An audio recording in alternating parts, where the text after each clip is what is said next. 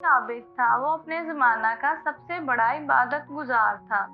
इसके ज़माना में 3 भाई थे जिनकी एक इकलौती बहन थी। तीनों को एक जंग में जाने की नौबत आ गई। इनकी समझ में नहीं आ रहा था कि वो अपनी बहन को किसके पास छोड़ कर जाएं। चुनाचे उन्होंने इस बात पर इत्तेफाक किया कि इसको बनी इसराइल के इस आबिद के पास छोड़ कर जाएं।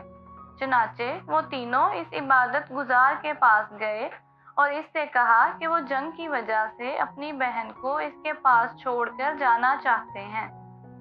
जब तक जंग से वापस ना आ जाएं, इनकी बहन इसी के पास रहेगी। इस आबिद ने इनकार कर दिया।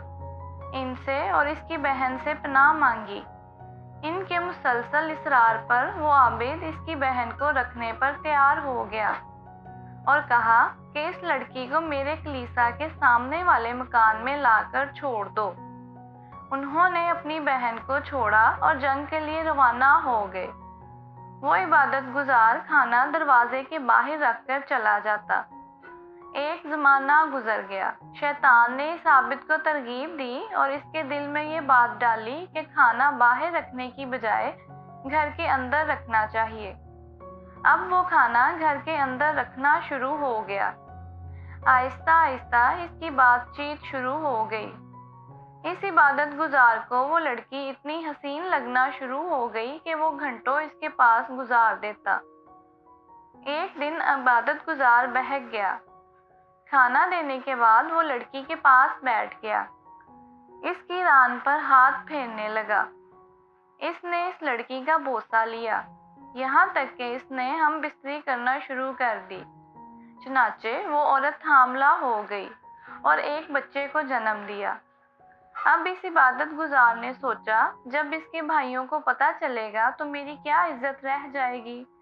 मैं तो इबादत की हैसियत से जाना जाता हूँ। चुनाचे अब इसने लड़की और इस बच्चे को कत्ल करने का इरादा कर लिया।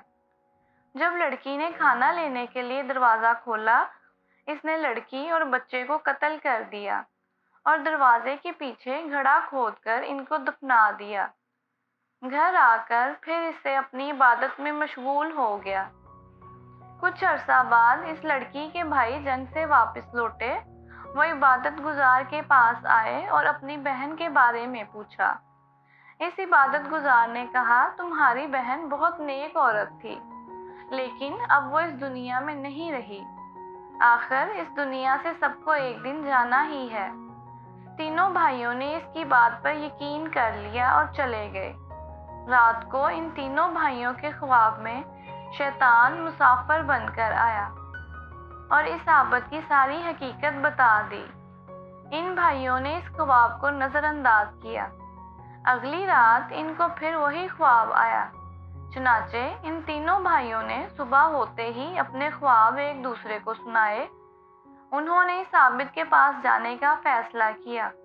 जब वो वहां पहुंचे, इस जगह को खोदा तो इन्हें अपने ख्वाब पर यकीन हो गया।